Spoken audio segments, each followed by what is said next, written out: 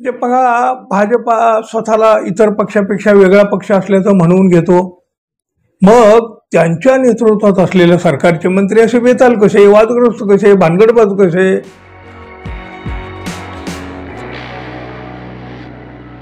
मित्रहो नमस्कार. राज्याच्या राजकारणामध्ये तीन प्रमुख पक्षाची मिळून महायुती बनली, पण या रिक्षाची तीनही चाकं तीन दिशेला ओढत असल्यामुळं विकासाची ही गाडी किंवा रिक्षा जागची हलायला तयार नाही. राज्यातला विरोधी पक्ष मजबूत नाही, पण तरी सुद्धा त्याची खरं तर आता आवश्यकता आहे की नाही असा प्रश्न पडावा. अहो, महायुतीतले तीनही पक्ष एकमेकाच्या विरोधामध्ये विरोधी पक्षाचंच काम करीत आहेत ना. महायुती सरकारमधलेच मंत्री आपल्या सरकारला बदनाम करीत सुटलेले आहेत. काही ठराविक मंत्र्यांमुळे महायुतीचं सरकार पुरतं डागाळून गेलेलं आहे. याची सुरुवात अजित पवार पक्षाचे मंत्री धनंजय मुंडे यांच्यापासून झाली. अजित पवारांची इच्छा असो नसो तरी सुद्धा मुख्यमंत्री देवेंद्र फडणवीस यांनी विलंबानं का न होईना पण धनंजय मुंडे यांचा राजीनामा घेतला.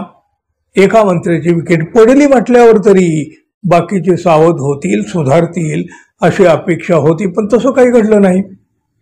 मंत्र्यांची एकामागून एक वादग्रस्त प्रकरणं बाहेर आली, त्याची महाराष्ट्रात मोठी चर्चाही झाली.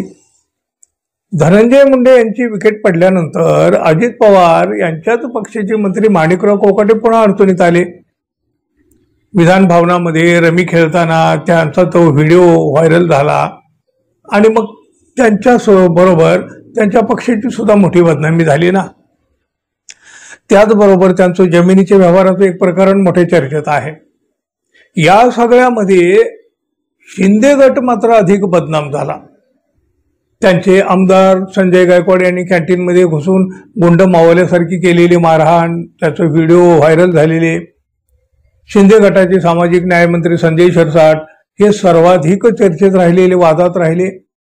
हॉटेलचं लिलाव प्रकरण, बेडरूम मधील पैशाची बॅग, सिगारेट फुंकत, लुंगी बनियान, चड्डी बनियान, ही सगळी प्रकरणं वादाची ठरली ना. त्यापाठोपाठ गृहराज्यमंत्री योगेश कदम यांच्या आईच्या नावे असलेला सावली बार आणि या बारवर पडलेली पोलिसांची धाड विषयीची चर्चेची ठरली. या बारमध्ये बारबाला नाचवून अश्लीलतेचा नंगानाच केल्याचा आरोप आमदार अनिल परब यांनी केला योगेश कदम यांच्यावर, जे गृहराज्यमंत्री आहेत. अहो, एवढंच नाही, चक्क वाळू प्रकरणीही त्यांच्यावर मोठे आरोप झालेले आहेत. त्याआधी शिंदे गटाचे ते मंत्री भरत गोगावले यांच्यावर अघोरी पूजेचा आरोप झाला, त्याचे काही व्हिडिओ देखील व्हायरल झाले. महाराष्ट्राच्या राजकारणामध्ये हनी ट्रॅपचा मुद्दाही मोठ्या चर्चेत आहे. या प्रकरणामध्ये देवेंद्र फडणवीस यांच्या निकटवर्ती असलेले जलसंपदा मंत्री गिरीश महाजन यांच्या नावाची मोठी चर्चा आहे. एकूणच काय, महायुतीतील मंत्र्यांची एक वादग्रस्त आणि धक्कादायक प्रकरणं चव्हाट्यावर येत आहेत आणि महायुती सरकारच्या प्रतिमेला तड्यावर तडे जाताना दिसत आहेत. कसं, या सगळ्याचे सरदार देवेंद्र फडणवीस म्हणजे मुख्यमंत्री म्हणून त्यांनाही याची झळ सोसावी लागत आहे. म्हणजे बघा, भाजपा स्वतःला इतर पक्षापेक्षा वेगळा पक्ष असल्याचं म्हणून घेतो, मग त्यांच्या नेतृत्वात असलेल्या सरकारचे मंत्री असे बेताल कसे, वादग्रस्त कसे, भानगडबाज कसे?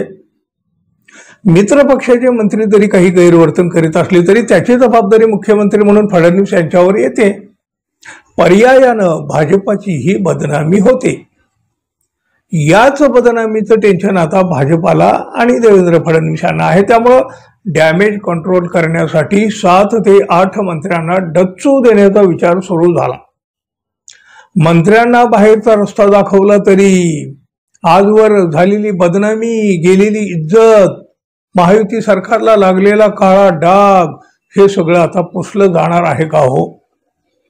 तुम्हाला काय वाटतं मित्रांनो, जरूर सांगा. आणि आपण अजून आपल्या चॅनलला सबस्क्राईब केलं नसेल तर कृपया सबस्क्राईब करावं ही अपेक्षा आहे.